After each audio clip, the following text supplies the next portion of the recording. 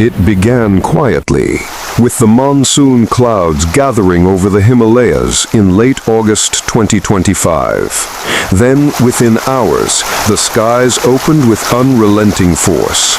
Sheets of rain poured down on the steep slopes of Jammu and Kashmir and Himachal Pradesh, saturating the soil, swelling rivers, and setting off deadly landslides. By August 26, India's northern mountains had turned into torrents of mud and water. In the single deadliest tragedy, a massive landslide near the revered Hindu shrine of Vaishno Devi buried pilgrims on the mountain route. 33 lives were lost in that instant. Elsewhere in Doda district, rivers burst their banks, claiming more lives and cutting off entire villages. Vehicles were swept away when sections of the Madhapur barrage on the Tawi River collapsed under the fury of the rain. Telecommunications failed, highways cracked, and bridges gave way, isolating whole towns. Meteorologists were stunned. In just 4 days, Jammu recorded 612 millimeters of rain, 726% above normal, and the highest since 1950.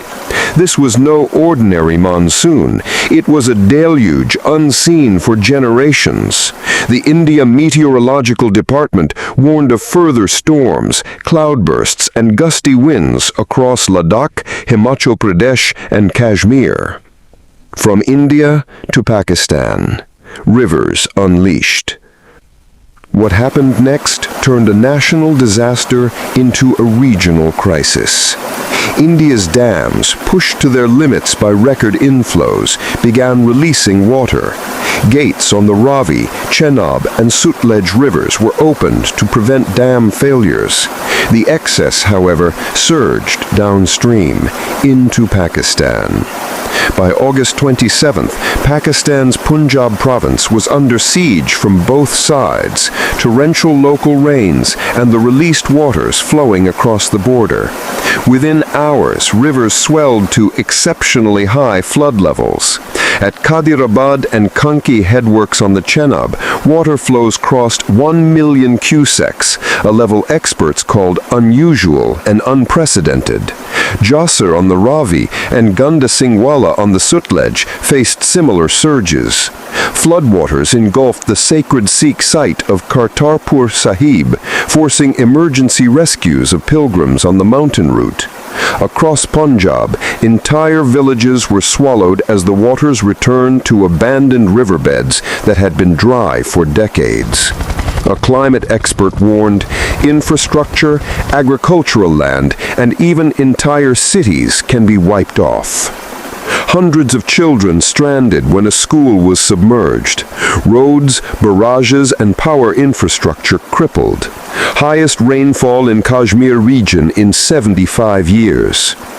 In Pakistan, since the start of the monsoon in late June, over 800 people have died, half of them in August.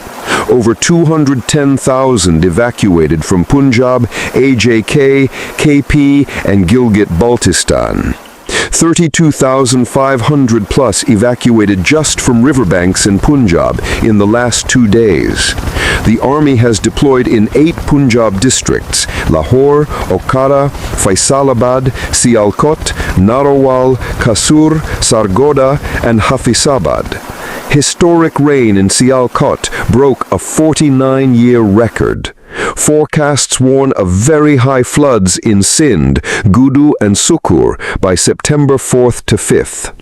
The Pakistani military has mobilized flood response units, established 29 medical camps, and already treated 20,700 people while distributing 225 tons of rations. Yet the costs are mounting. 2 soldiers have already died in relief missions. Why this flood is different. This disaster is not just another monsoon tragedy. It is the result of a dangerous convergence of forces. Climate extremes, rainfall 7 times the seasonal norm in some regions, glacial vulnerability, melting Himalayan ice feeding swollen rivers, cross-border water management, sudden dam releases intensifying downstream flooding, poor planning, encroachments on floodplains, and weak infrastructure. Both countries are paying the price for decades of unpreparedness. The floods have not only devastated lives, but also revived tensions over shared rivers, a reminder of the fragile politics of water between India and Pakistan.